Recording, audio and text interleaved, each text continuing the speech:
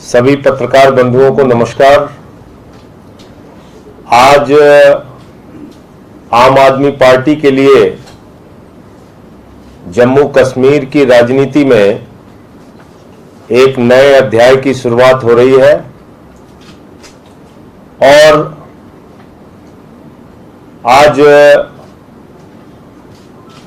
जम्मू कश्मीर की राजनीति से जुड़े हुए तमाम मजबूत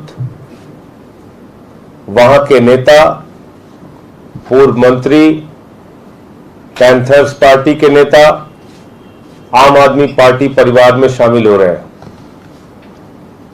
हमारे साथ दुर्गेश पाठक जी जो वहां के प्रभारी हैं, कश्मीर के हमारे प्रभारी इमरान हुसैन जी जो मंत्री हैं दिल्ली सरकार के, इन सब के प्रयास से और बातचीत के बाद आज श्री हर्षदेव सिंह जी जो 3 बार विधायक रहे जम्मू कश्मीर के,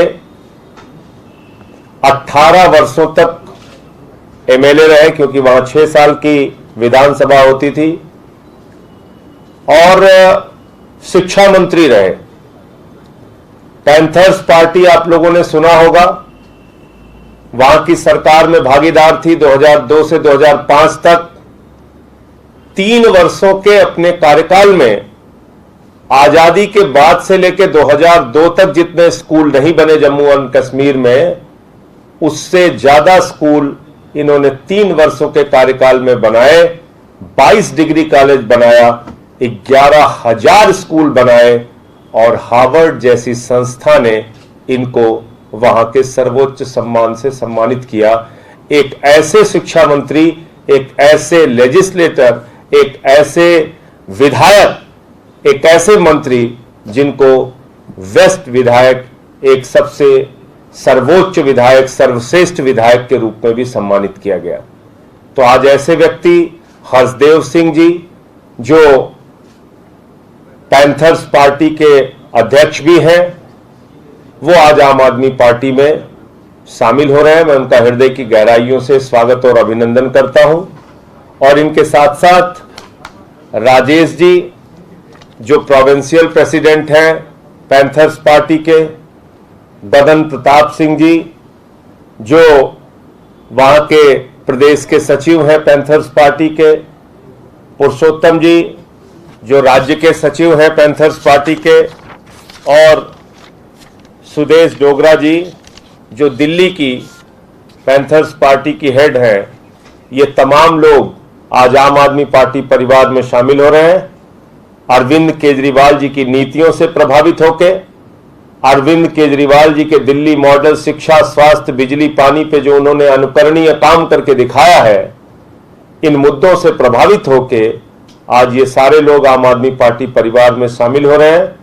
मैं फिर से एक बार इस परिवार में इनका हृदय की गहराइयों से स्वागत और अभिनंदन करता हूं। आगे आपको और कुछ बातें दुर्गेश जी बताएंगे। ठीक, आप इधर आ जाइए। पहले बुलवा ले, फिर पहले शामिल कर लो।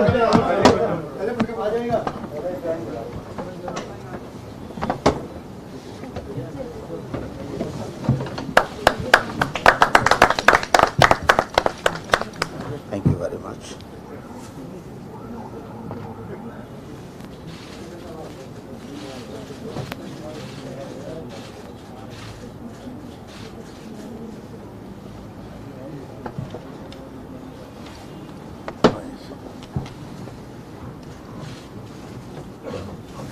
आप इधर आ जाइए।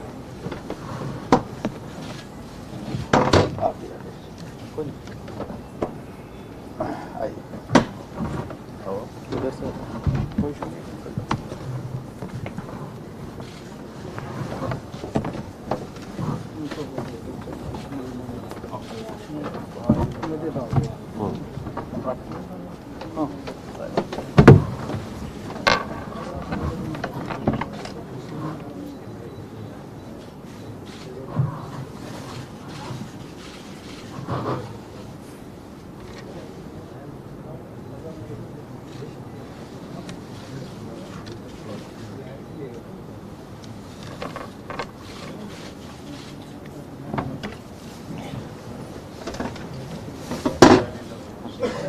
हमारे बीच में मैं एक साथी का परिचय कराना भूल गया था। गौरव जी भी हैं जो अभी नवनियुक्त प्रभारी बनाए गए हैं।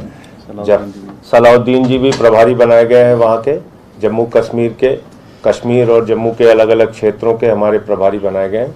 तो मैं अब निवेदन करूंगा हसदेव सिंह जी से कि आम आदमी पार्टी परिवार में शामिल होने को लेकर उनके क्या विचार हैं, क्या सोच है और आगे कैसे काम करेंगे, वो अपनी बातें रखें।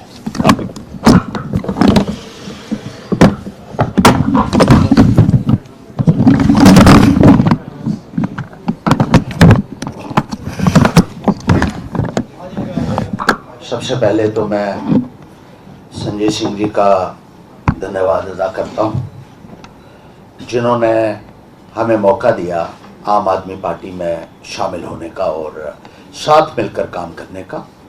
मैं दुर्गेश जी का धन्यवादी हूं, इमरान हुसैन साहब का, गौरव जी का, सलाउद्दीन जी का, जिन्होंने अपना कीमती टाइम यहाँ निकाला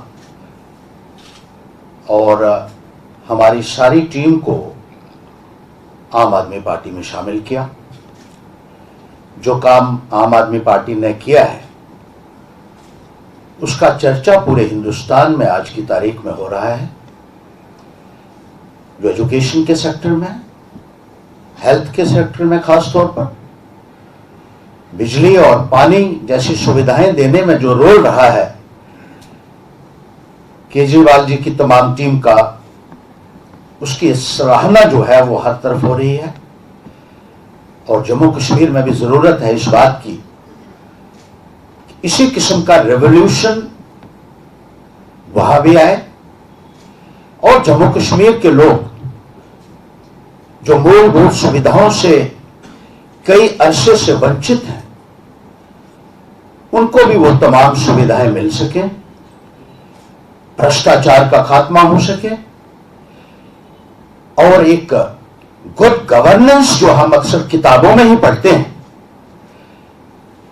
और जो यहां दिल्ली में इन्होंने करके दिखाया है, वो गुड गवर्नेंस जम्मू कश्मीर को भी मिल सके और जम्मू कश्मीर की तमाम समस्याओं का समाधान तभी हो सकता है जब एक अच्छी सरकार वहां आए, भ्रष्टाचार खत्म हो और लोक राज सही मायने में स्थापित हो सके, जिस तरीके से आम आदमी पार्टी ने दिल्ली में करके दिखाया है। तो मैं एक बार फिर से संजय सिंह जी आपका और तमाम जितने भी यहां पार्टी के सीनियर लीडर्स आए हुए हैं उनका बहुत बहुत शुक्रिया करता हूं, बहुत बहुत आभार व्यक्त करता हूं। बहुत बहुत शुक्रिया। कोई प्रश्न है तो पूछो। आप लोगों के कोई प्रश्न है? चेयरमैन रहे पैंथर पार्टी के। स्टेट स्टेट हमारी पार्टी के कॉन्स्टिट्यूशन में चेयरमैन हेड होता है पार्टी का। कोई प्रश्न? प्रदेश अध्यक्ष वहां हम लोग क्या इधर कहते हैं, वो चेयरमैन उधर के। आप लोगों के कोई सवाल हो?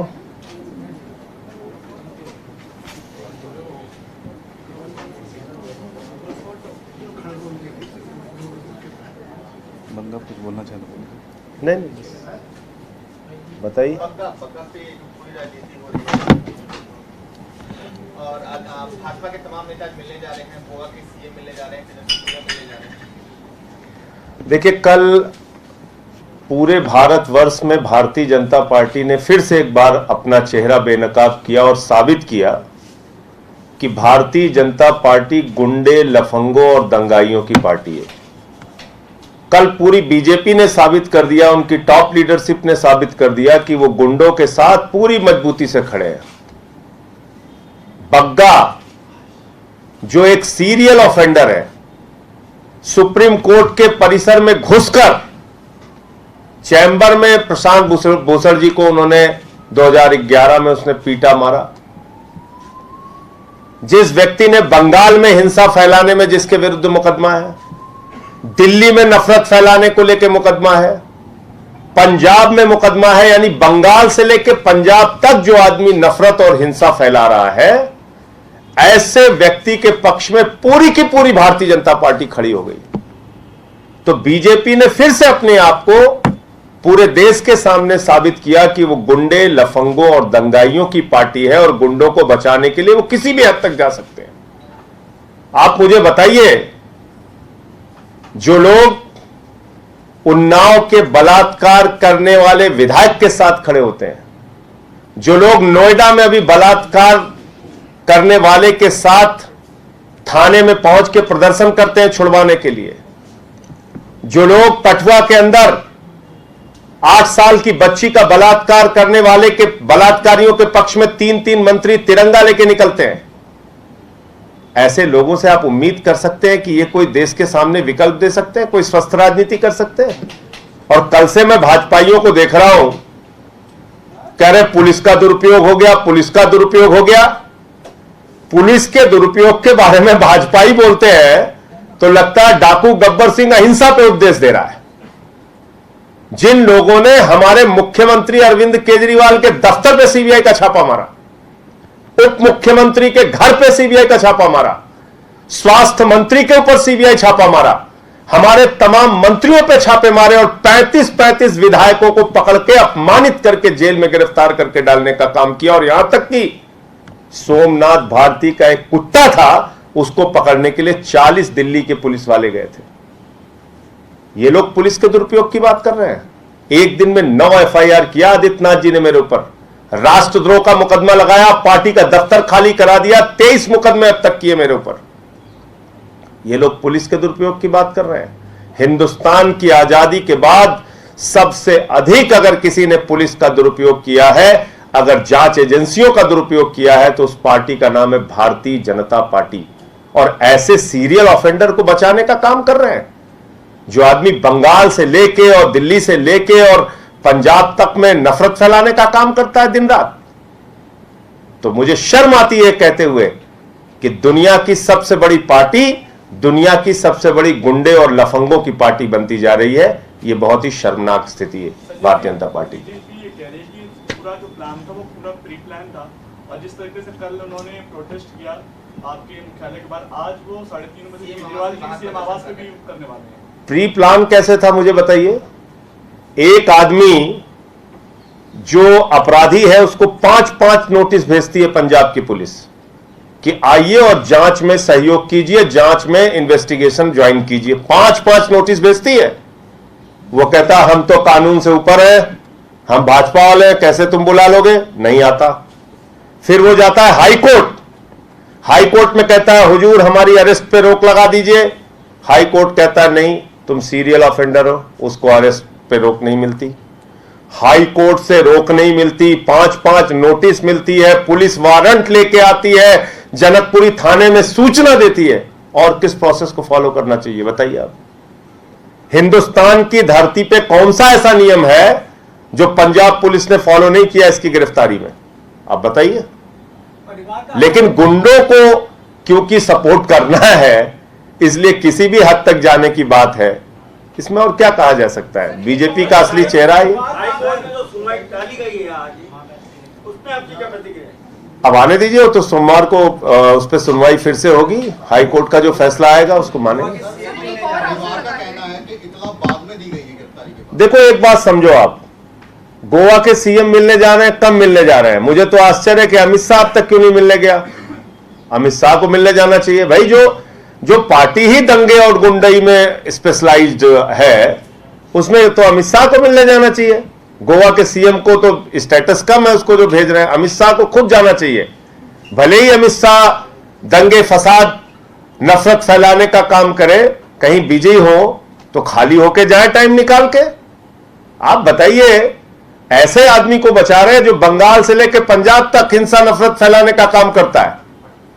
उसको ऐसा महिमा मंडित किया जा रहा है जैसे पता नहीं किस महापुरुष के खिलाफ पंजाब पुलिस कार्रवाई कर रही थी। सर, धार्मिक भावनाओं को भी आहत करने का आरोप लगा है। बहुत सारे आरोप है इसके खिलाफ। आप इसके अगर पूरे हिस्ट्री में जाएंगे, इसकी हिस्ट्री सीट अगर आप लोग पढ़ेंगे तो आप लोगों को भी ये लगेगा कि एक ऐसे शर्मनाक व्यक्ति को बचाने का काम पूरी की पूरी बीजेपी की लीडरशिप कर रही है। और साबित कर रही है बीजेपी कि दुनिया की सबसे बड़ी गुंडे लफंगों की पार्टी है बीजेपी। प्रदर्शन मार्च लगातार भी देखो ओहो, आप किसी भी चीज पे आश्चर्य मत कीजिए। किसी दिन हो सकता है हमारी गाड़ी तोड़ दे, बिल्कुल आश्चर्य मत कीजिएगा। किसी दिन हो सकता है सीएम के घर पे जैसे पिछली बार तोड़फोड़ किया था, आज 3:30 बजे आप बता रहे हैं वहां फिर से तोड़फोड़ कर दें। भाजपा वाले किसी भी प्रकार की गुंडई करें, किसी को आश्चर्य हो सकता है, मुझे आश्चर्य नहीं होगा। कभी हो सकता है गोली चला दे हम लोगों के ऊपर, कई बात, यही काम है इनका, दिन रात यही करेंगे, इसमें घबराने की बात नहीं है। वो इसी के लिए बने हैं, उनको दिन रात गुंडई करना है। कभी सीएम के घर पे गुंडई करेंगे, कभी हमारे घर पे गुंडई करेंगे, कभी कहीं और जो जब दिन रात उनका काम ही यही गुंडई का है तो करेंगे रोज गुंडई। संजय जी, आदेश गुप्ता कह रहे हैं कि आम आदमी पार्टी बांग्लादेशी और रोहिंग्याओं को सारी सुविधाएं दे रही, उन्हें संरक्षण दे रही अपने वोट बैंक के चलते। तो आदेश गुप्ता क्या कर रहे हैं? आदेश गुप्ता को जाके अमित शाह घर के सामने धरना देना चाहिए कि नहीं देना चाहिए? आदेश गुप्ता ये कह रहे हैं कि अमित शाह बहुत ही नाकारा व्यक्ति है, उसने बांग्लादेशी घुसपैठियों पे अब तक कोई कार्रवाई नहीं की। अब बताइए संजय सिंह उसमें क्या करें? आदेश गुप्ता को जाके अमित शाह क्या बैठना चाहिए कि तुम नाकारे हो, 8 साल से कुछ किया नहीं तुमने बांग्लादेशी घुसपैठियों के खिलाफ? मोदी जी के घर पे जाके बैठना चाहिए आदेश गुप्ता को? बैठना चाहिए नहीं बैठना चाहिए? 5 साल से वहां चला रहे योगी की सरकार, 8 साल हो गया केंद्र में सरकार है, कई राज्यों में तुम्हारी सरकार, अभी भी रोना रोते हो बांग्लादेशी घुसपैठिया। अरे कार्रवाई कौन करेगा? तुम तो करोगे। पता किया तुमने कितने बांग्लादेशी घुसपैठिए? मैंने पार्लियामेंट का जवाब दिखाया था, खुद लिख के दिया है भाजपाइयों ने कि हमें नंबर ही नहीं पता कितने बांग्लादेशी घुसपैठी हैं हिंदुस्तान में। तो ड्रामेबाजी, एक ड्रामा कंपनी भाजपाइयों को खोल लेना चाहिए, दिन रात ड्रामा करें, पूरा देश कम से कम इंटरटेनमेंट लेगा। ये लोग कैसी कैसी किस्से मांग कर रहे हो तुम? बांग्लादेशी घुसपैठिए उड़ के आ गए दिल्ली में। बॉर्डर की सुरक्षा किसके पास है? 8 साल से किसके पास है बॉर्डर की सुरक्षा? देश की सीमा की सुरक्षा की जिम्मेदारी मोदी अमित शाह के पास है। आदेश गुप्ता को कहना चाहिए कि मोदी जी और अमित शाह देश के सबसे नाकारा नेता हैं। 8 साल में इन्होंने बांग्लादेशी घुसपैठियों पे कोई कार्रवाई नहीं की और आदेश गुप्ता अनशन करेंगे अमित शाह के खिलाफ। कहे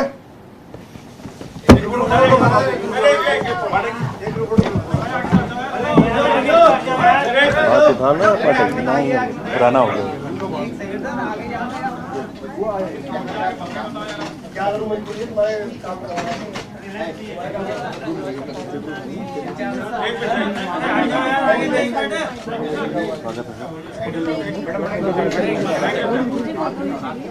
हाथ उठाना, उठा लो भाई, पाठक जी हाथ उठा लो। अच्छा चलो ठीक है।